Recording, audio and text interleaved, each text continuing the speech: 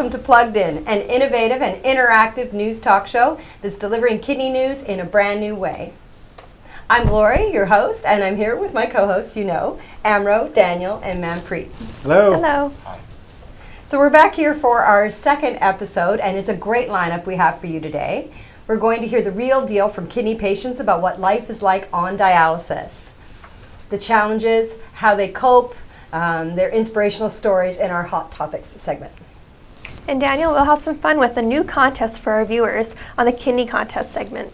You bet. We'll be announcing the big winner of our first contest, and it may be you, so you're not going to want to miss that. Yeah. We have some exciting new stuff in the news as we go ahead and check out the highlights from the Kidney Foundation's annual Kidney Walk. Also, we're revealing our second part of our Living Donor series, The Firefighter Story. And if you have a potassium restriction on your diet, you don't want to miss this update we have for you, so stay tuned. So, as you can see, we have a jam-packed show in store for you. But first, I have a very serious question to ask you all. What are you wearing for Halloween? Oh. I have a couple of ideas. Yeah? I'm going as Tarzan's Jane. Oh. Yeah.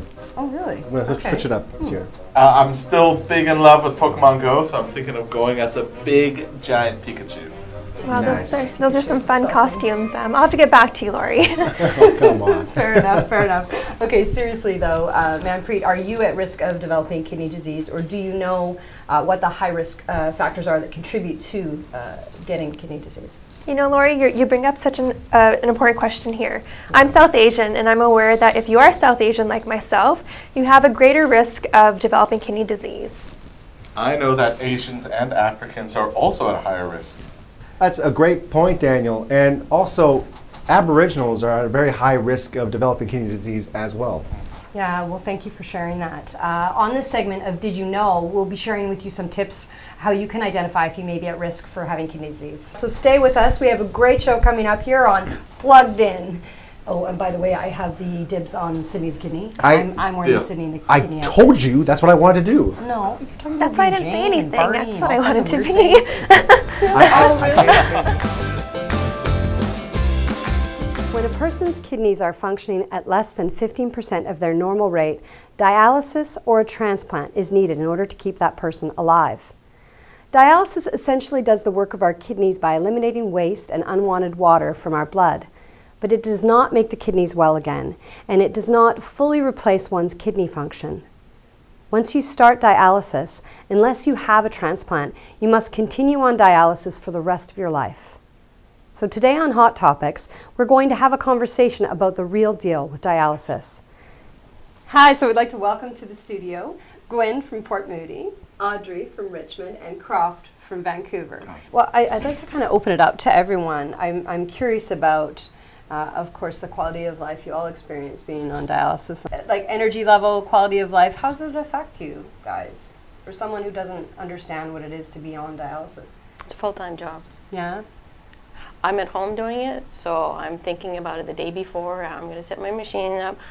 While I'm on it for 5-6 hours maybe, every second day. So it's your life. It's a full-time job. You're always either thinking about it, doing it, and taking the machine down. It's a lot of work. Yeah. And you've got quite a big setup too in your home, right? Oh yeah. So can you talk a little bit about it? Well, I'm doing hemodialysis 3 times a week. So every Monday, Wednesday, Friday, I drove to the clinic. So you were going to the hospital for the dialysis? Yeah, we have in Richmond we have our clinic. Oh, okay. Hemodialysis clinic is out, not in hospital. It's outside. So that's the clinic that do only hemodialysis for patients, 7 days a week. So mine is I'm going 3 times a week to do dialysis, and just traveling there doesn't take long. But then you'll be stuck at the at the clinic about 5 hours. So 4 hours you're on the machine. When I was on dialysis 3 times a week, I was on for 4.5 hours. So when I got off, your blood pressure is quite low, and I would cycle to go curling. And then I'd go curling, and I'd be calling a game, and it's quite a strategy kind of game. Yep. And I would tell the guys on the team, if it looks like I'm calling a really stupid shot, it's because I'm calling a really stupid shot because my brain just isn't working that well because my blood pressure is really low. So they were really understanding. And Okay, they so put up something with it. you have to watch for when you're on dialysis. Yeah, and the other analogy I would give is I was president of the curling club at the time and we had a phone beside me, and if I phoned somebody and I wanted to say 6 things, I'd be really fortunate just to remember 3, Interesting. because your brain isn't working that sharp. Yeah, yeah. So It's not just the body. so not like that anymore for you. No, I'm No. blessed. And Yeah. obviously I'm doing a lot of work with both the BC Transplant Society and Right. also the Kidney Foundation, That's good. because I want to see other people get the same opportunity. Audrey, I know you've been on dialysis for 16 years. Is that right? Yes. It's a long time. Oh, it is a long time. Well, since 2000, I'm back on dialysis, and because my kidney failed, and I've been there ever since, waiting for the next kidney. And somehow, during all this time, I'm been doing something else, exercise and keep actively, so I have something to pick my mind off, waiting for the kidney to show up. Yeah, you have such a positive outlook. I wonder how you keep going when it's been so long on dialysis. So it's mostly exercise and Yeah. staying hooked into the community? When or- you are hooked up to Overdrug on Road team, Overdrug on Road team is called O2P. O2P, okay. O2P. Most of our back then is a kidney patient who want to be able to pee. Sorry. Oh. I know it's a unique name. It's one of the patients who come up with the name, and we just laugh about it ever since. Right. How do you guys work, and how do you, Well, go on holidays? I and don't work. things Work? Yeah. No. I don't I work. do work part time, do? so that's why I can only get part time work, because Oh, really? full time is not possible. The boss will not allow you to be able to suddenly disappear and not showing up to work Right. 3 days a week. Impossible. But they do have patients who work. Okay. They do have patients who work full time, 5 days a week. I would say they really, really work hard to getting that going. But Are they on everyone has to do PD? to survive, right? Would they be on PD, not hemo? No, they're on hemo. Oh. We got a couple in our clinic that are on Okay, you hemo. got to tell me about this stuff because I don't understand the difference. PD is peritoneal Okay. dialysis, and that's with a bag of saline, right? And they 4 or put 5 it- times a day. Yeah, and they put it in their peritoneal cavity, Ah, and they do okay. it that way. Okay. Yeah, and they It- get the so toxins out. it- And would that be remotely? So someone It- could, like, yeah, if it- you wanted to go on holidays or if right. you wanted to do something It like gives that? you a chance, especially if you're on the road at all, that Yeah. you can actually pull over and Do hook, it. hook yourself Oh, up to a yeah. bag. Then the new PED is that they give you the machine for you to do at home, so you do it Well, only yeah, at that too, nighttime. yeah. Oh, okay. But So- it gives you a little more freedom. So it gives you Yeah. some freedom to Yeah. get around, right? Right. If Right. you wanted to go visit family in somewhere or a if little you bit wanted more to- opportunity to have a full-time job that way. Yeah. too. Yeah, Yeah. well, that's good to know. You just have to drag around a whole bunch of saline. That's all I think is the big. There's Right. pros and cons Yeah. with either one. So Yeah. Right. Yeah. I've heard this term called pain drain. Can anyone speak to that? no. I mean, I'm not sure. I think they mean that after dialysis, Okay. because you have your machine dragging your blood out of your body for 4 hours and clean it and put it back in your body. Right. Some patients experience that after dialysis 4 hours, they coming out with low blood pressure. Croft, you're actually off dialysis now, right? You had Correct. a transplant, and so how long has it been for you? Since 2002. Okay, so can you talk a little bit about what your life's been like now that you're off of it versus what it was like to be on dialysis? Well, it's not just the time commitment that when you're on dialysis, but it frees up your life to explore whatever avenue you want. But when you're on dialysis, you're committed to a machine. That one particular, like I was on for 3 days a week. Right. So that one particular day is really committed, because when you come off, your blood pressure is a little low. And it just changes your life quite a bit when you're freed up. And then obviously you start feeling better. Your blood's getting more oxygen and more clean blood to your brain, so you're thinking better. Everything's better. So I understand you're back waiting for another kidney, and Yes. your son is Trying to be a donor. trying to be a Yeah. donor. Yeah. That's He's great. gonna be my donor. Yeah, and what's the status of that right now? You're just We're just waiting for the paperwork, Waiting- waiting for the waiting drug to hear- test. waiting to Yeah, hear from just you waiting. guys. Yeah, waiting. Great. Well, I Yeah. hope he's a match and that works out. It's Yeah. awesome. I really want to thank you all for taking the time today to be here, and I think I want to see your dragon boat races. I want to see how your team does. It'd be Maybe we'll great. get you seated in one of the Really? boats. Oh gosh, I Sure. don't know if I can do it. You can come along. You can come along. Did you know that in the early stages of kidney disease, there are often no warning signs? In some cases, the problem may go undetected until the kidneys are seriously damaged. Early detection may help prevent or delay the need for life-saving dialysis treatments or organ transplantation. You're at a high risk if you meet one of the categories of having diabetes, having high blood pressure, having cardiovascular disease, are over the age of 55, have a family history of kidney disease, or an ethnic background of Asian, South Asian, African, or Aboriginal. So if you meet one of these categories, please contact your doctor and request the EGFR test. And now you know. The Kidney Walk is the single largest volunteer-driven event for the Kidney Foundation Canada, BC and Yukon branch. It's an event that has started small and taken off in a way that no one expected. Kidney BCY TV will take us there on location to capture this wonderful celebration for this year's Kidney Walk. I am here at Athletes Village this morning in downtown Vancouver, where the Kidney Foundation's annual Kidney Walk is about to kick off. This is one of 17 walks happening around BC and the Yukon this morning, where kidney volunteers, supporters, participants have all come together to help those living with kidney disease. For a kidney patient, their best hope for the future is most often a kidney transplant. The issue is that the demand for kidney transplants far outweighs the supply.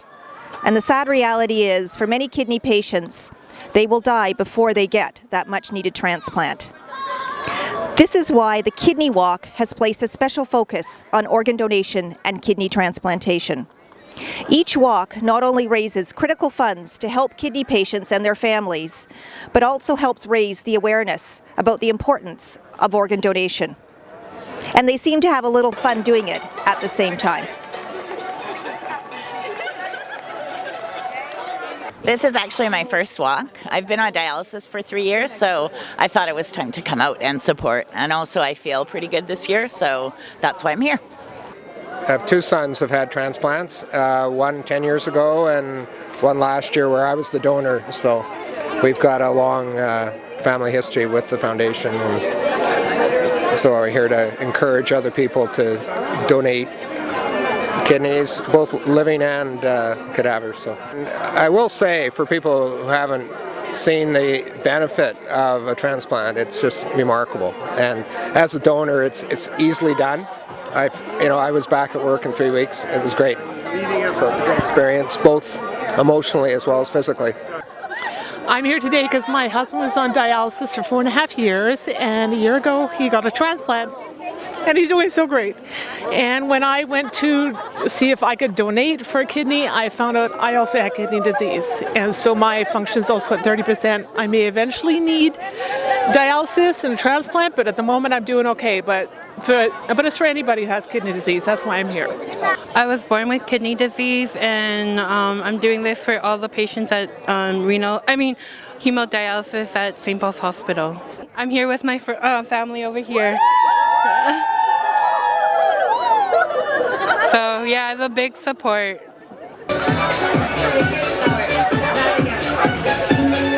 This is Deborah Tucker reporting for Kidney BCY TV.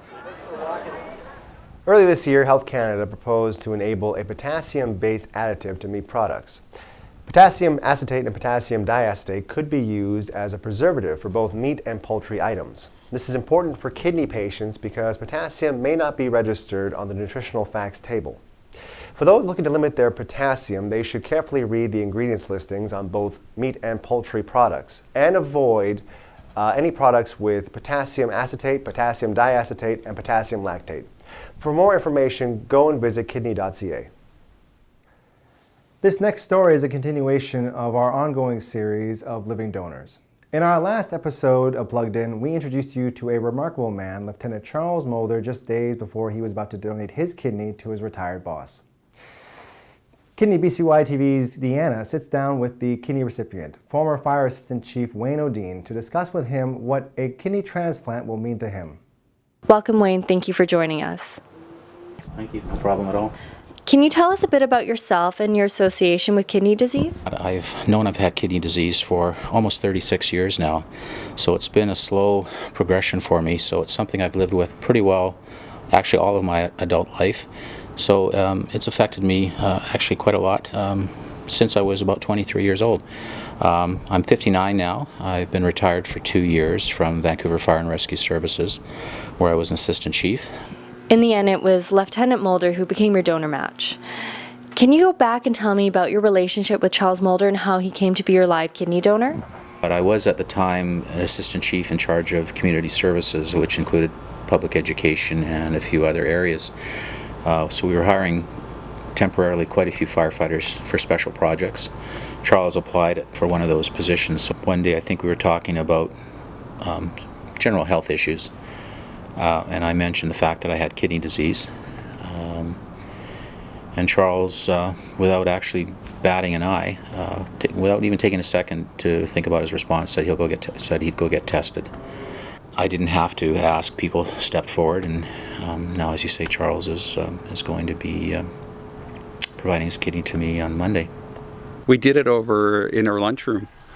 We were just talking, and I didn't know Wayne's kidney failure was that far, and I just said, "Well, Wayne, if we're a match, I'll give you up a kidney." And I think he was shocked. I know he was shocked. Took a couple days, and we started discussing it, and here we are down where we are right now.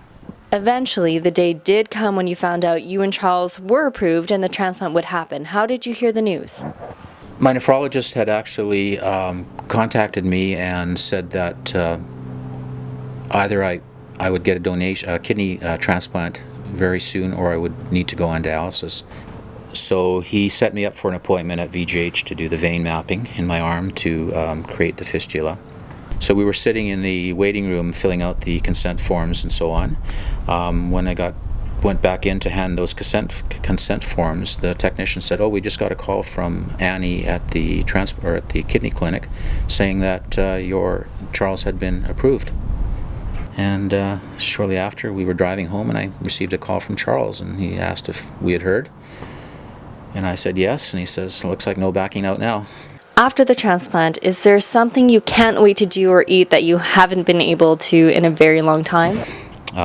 2 years ago, we remodeled part of our house, and I had a beautiful wine cellar built and stocked it with wine. And actually, I haven't had a single drop of wine out of that wine cellar in that period of time. So I'm hoping that after the transplant that I'll be able to have some wine and beer once in a while and actually be able to enjoy it. A bit of hope for those who suffer from a hereditary kidney disease. Alport syndrome has no cure. It can affect hearing loss and vision abnormalities, and in many cases, kidney failure. The Alport Syndrome Foundation Peterson family, along with the Kidney Foundation of Canada Research Funding Program, recently announced that the joint funding has been awarded to 2 new research projects to find new drugs to help delay the onset of this disease while a cure is being looked for. This is welcome news for families, as the diagnosis can be devastating to members of different generations for one family. For more information, visit kidney.ca. And that's it. My name is Amro Mazub, and thank you for staying in the news. Make sure to tune in next time and be plugged in. Canadians proudly celebrated athletes recently at the 2016 Olympic and Paralympic Games in Rio. We watched them bring home 22 Olympic medals. Amazing. But these are not the only competitive games that Canadians can be proud of. Did you know that people who've had an organ transplant can also compete in their own Olympic-style games? So since 2000, the Canadian Transplant Games have provided a forum for transplant recipients from across the country to come together and enjoy competition and fun while celebrating their second chance at life. And on a world-class competitive level, qualifying transplant recipients can represent Canada at the World Transplant Games, where they compete against athletes from over 69 countries from around the world. I'm delighted to have joining me in the studio today 2 guests who've competed both at the Canadian and the World Transplant Games. So first is Katrina McAndrew. She's received her kidney transplant in 2013, and she wasted no time in training and qualifying to compete at the 2015 World Transplant Games in Argentina. She's a 5-time medalist and was part of the 17-member Canadian team who brought home a total of 38 medals. Also, we have in the studio Stuart Lee, a 3-time Canadian Transplant Game competitor in 2012, 2014, and 2016 games. He brought home a combined total of 6 medals, 1 silver and 5 bronze. Stu received his kidney transplant in 2010. So welcome, and so great to meet both of you. What an inspiration. I love that you're wearing your bling today, too.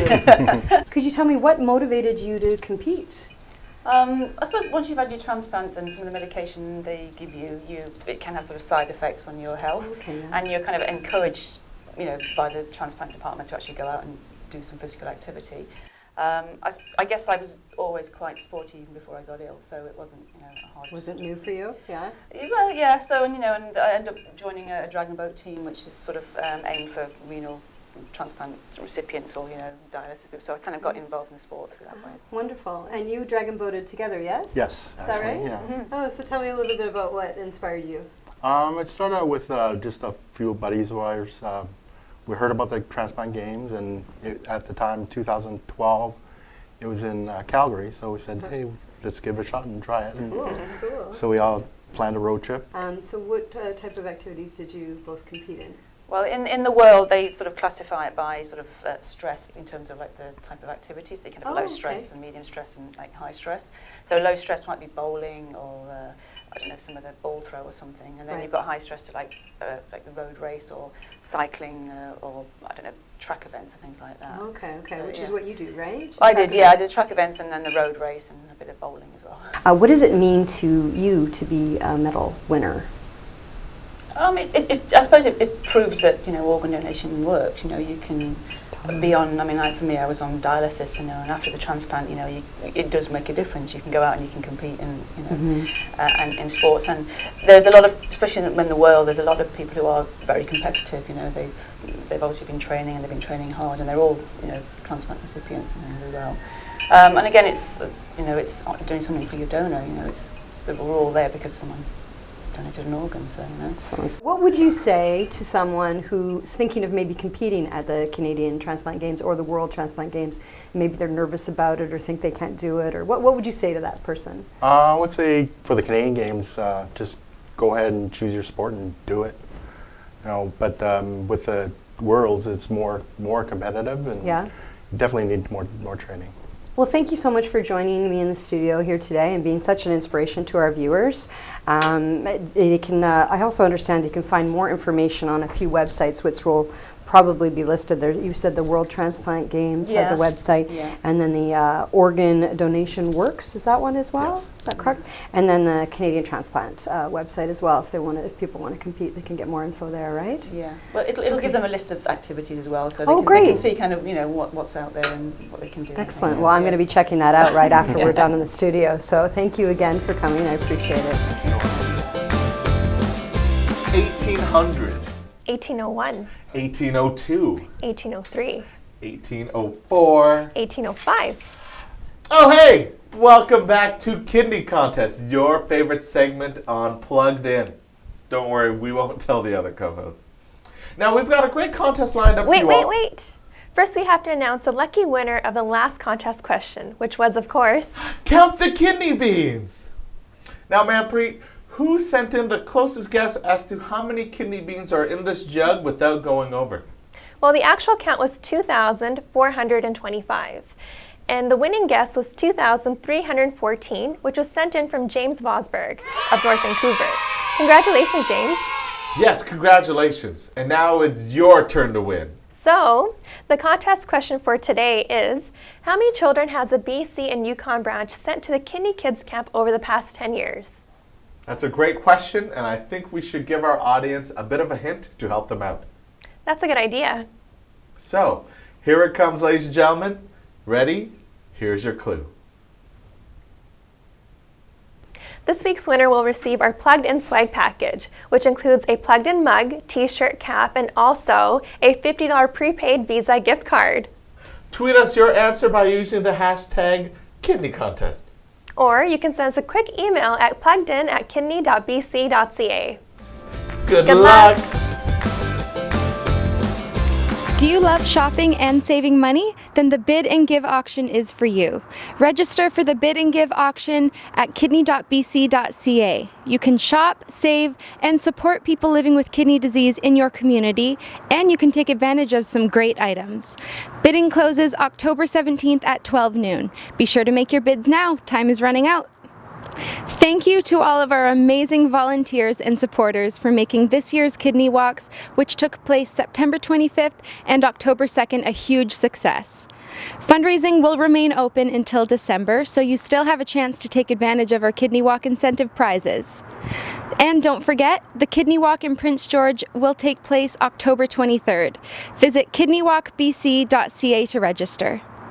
The Kidney Patient Experience is coming to Vancouver. The agenda includes a talk from a nephrologist and a patient, and the group will have lots of time to discuss challenges and issues and gain support.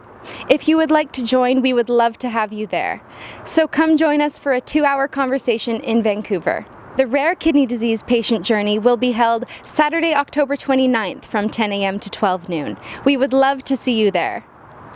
I'm Kayla Wallace reporting for Community Calendar on Plugged In. And that's it for today's edition of Plugged In. I want to thank all of our guests who joined us today to help make it an informative and fun show. But most of all, we wanted to thank you for joining us here at Plugged In. And hey, have you had a chance to follow the show? It's real simple. All you have to do is go on the YouTube channel, hit that red follow button. We look forward to having you on every month. Tell us what you thought of today's episode on Facebook, on Twitter, Instagram, right? Yes, definitely like and share. Or you can send us an email as well at pluggedin@kidney.bc.ca. And don't forget to enter for your chance to win this episode's great prize on #Kidney Contest. Absolutely. And special thanks to our sponsor, Kidney Car. Also, don't forget, you could be a donor. Just register at kidney.bc.ca. Until then, please take care of yourself and stay plugged in.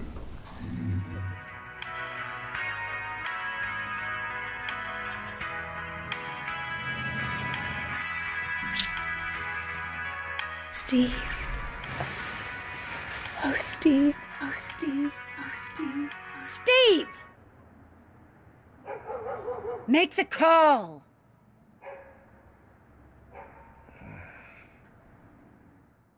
Donate your vehicle to Kidney Car. Down speeding marker. 204. 1805. Hi, and welcome to...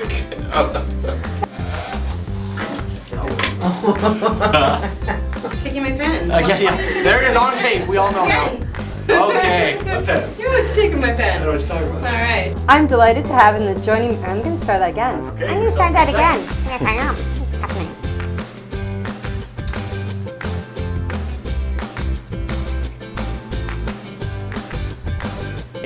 Register at at something. Almost there. Right here. Delay the necessity of people. And everybody do an interpretive dance right now to end the episode. Okay. The cracks that get this one. Oh, the wall. Oh, I see it there. Yeah, okay. No, Come on, team over to Before your time.